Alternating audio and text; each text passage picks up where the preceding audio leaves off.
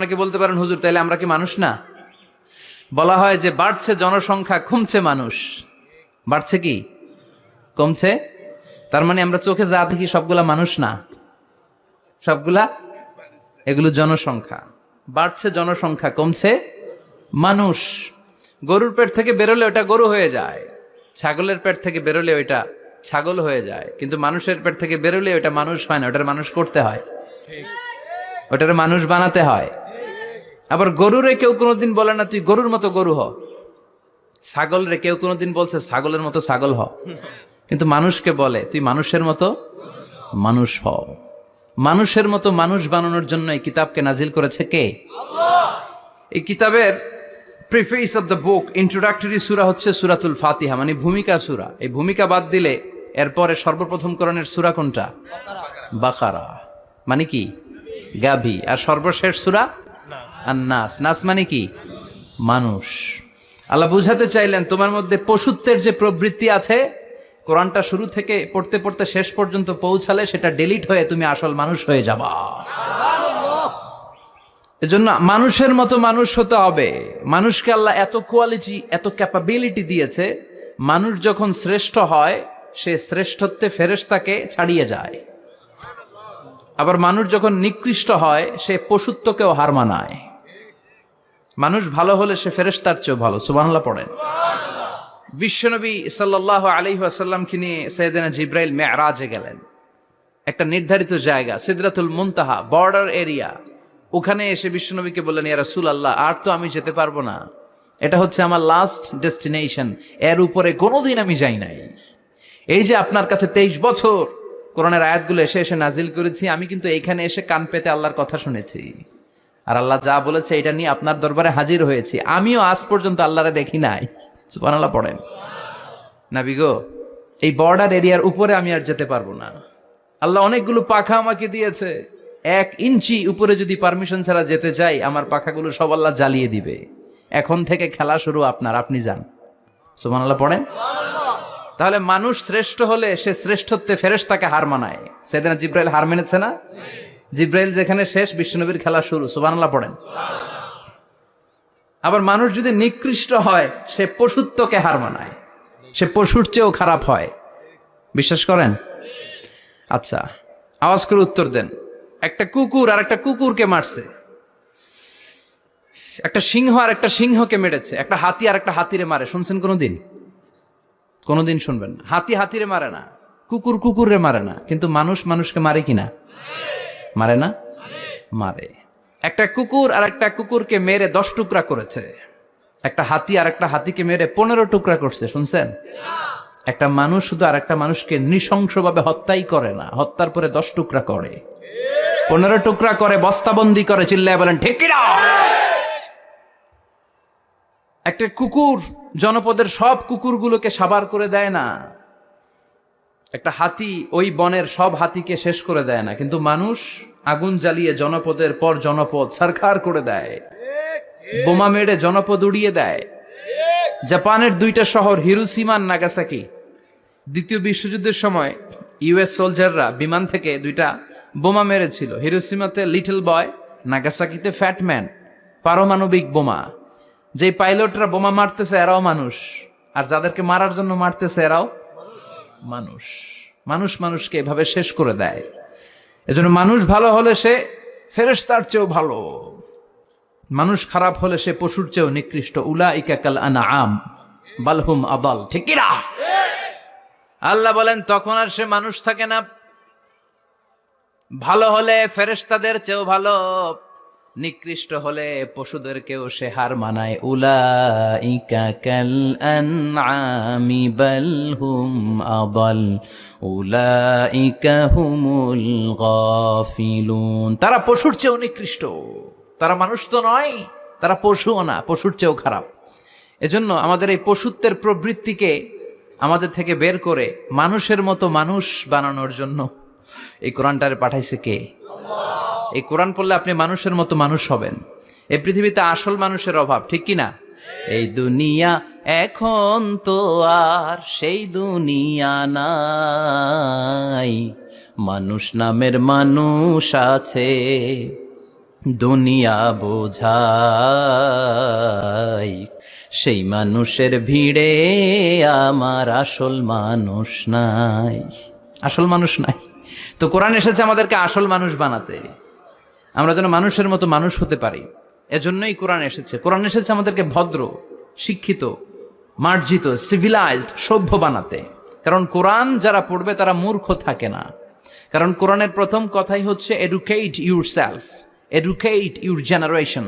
তুমি তোমার নিজেকে শিক্ষিত করো, তুমি তোমার প্রজন্মকে শিক্ষিত বানাও, ঠিক কিনা? কোরআনের প্রথম কথাটা কি বলেন তো? ইকরা মানে কি?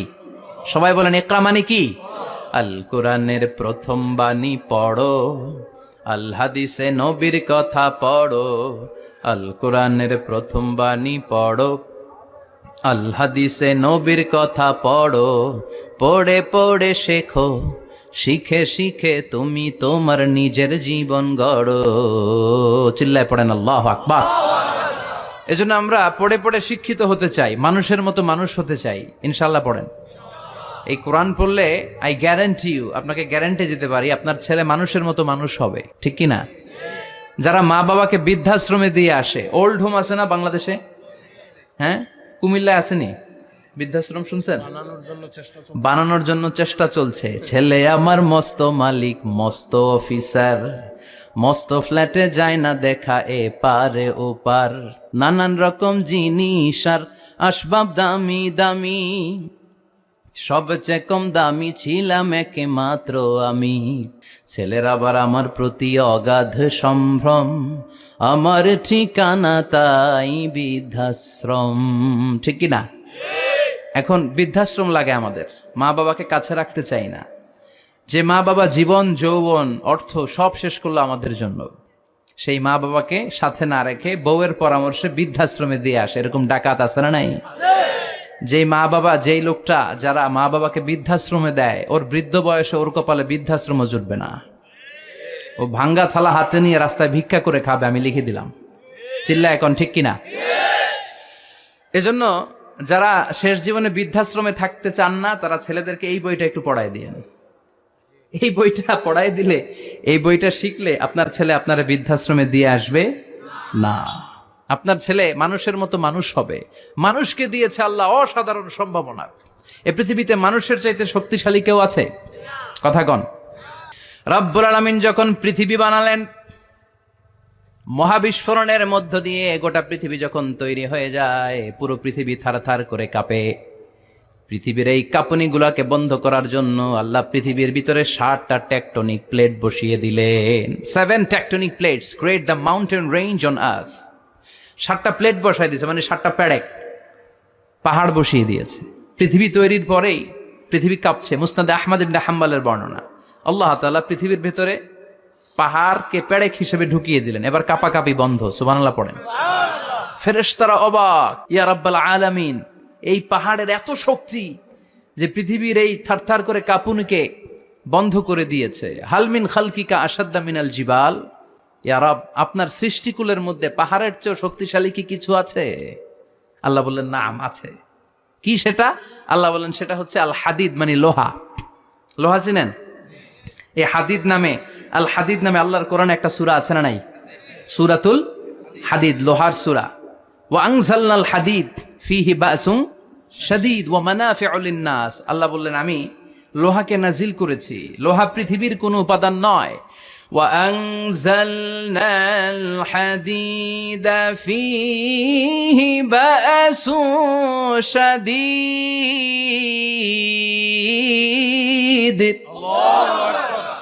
আমি পৃথিবীর মধ্যে লোহা নাজিল করেছি, লোহার ভেতরে আছে ভয়ঙ্কর ধরনের শক্তি। মানাফিউ লিন-নাস, মানুষের জন্য উপকার আছে না নাই? সব কাজে লোহা লাগে। মোবাইল বানাবেন, লোহা লাগবে। গাড়ি, লোহা লাগবে। বাড়ি, লোহা লাগে। এই যে মাইক দিয়ে ওয়াজ করতেছি, লোহা আছে না? লোহা ছাড়া কিছুই হয় না। এই লোহা পৃথিবীর কোনো উপাদান নয়। পৃথিবীতে লোহার মলিকিউল তৈরি হয়নি, হয়েছে মহাবিশ্বের অন্য কোনো জায়গা থেকে। লোহার একটা অণু তৈরি করতে 1 কোটি ডিগ্রি সেলসিয়াসেরও বেশি তাপমাত্রা লাগে। এই লোহাকে আল্লাহ বললেন আমি পাহাড়ের চেয়ে বেশি শক্তিশালী করে বানিয়েছি লোহাকে। সুবহানাল্লাহ পড়েন। ফেরেশতারা বললেন হালমিন খালকিকা আসাদ্দা মিনাল হাদিদ। আল্লাহ, আপনার এই সৃষ্টিকুলের মধ্যে লোহার চাইতেও শক্তিশালী কি কিছু আছে? আল্লাহ বললেন নাম আছে। ফেরেশতারা বললেন মা হিয়া, আল্লাহ বললেন সেটা হচ্ছে আন্নার, আগুন। আগুন লোহাকেও গলিয়ে দেয়, সুবহানাল্লাহ পড়েন। ফেরেশতারা বললেন হালমিন খালকিকা আশাদ্দা মিনান নার, আল্লাহ আপনার এই সৃষ্টিকুলের মধ্যে আগুনের চাইতেও কি শক্তিশালী কিছু আছে? আল্লাহ বললেন আছে। কি সেটা? আলমা, পানি। পানি মারলে আগুন, সুবহানাল্লাহ পড়েন। শুনতেছেন?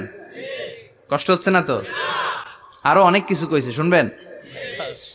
এরপরে ফেরেশতারা বললেন ইয়া রাব হালমিন খালকিকা আশাদ্দা মিনাল মা, আপনার এই সৃষ্টিকুলের মধ্যে পানির চাইতেও শক্তিশালী কি কিছু আছে? আল্লাহ বললেন নাম আছে। সেটা কি? আর রিহ। আর রিহ মানে বাতাস।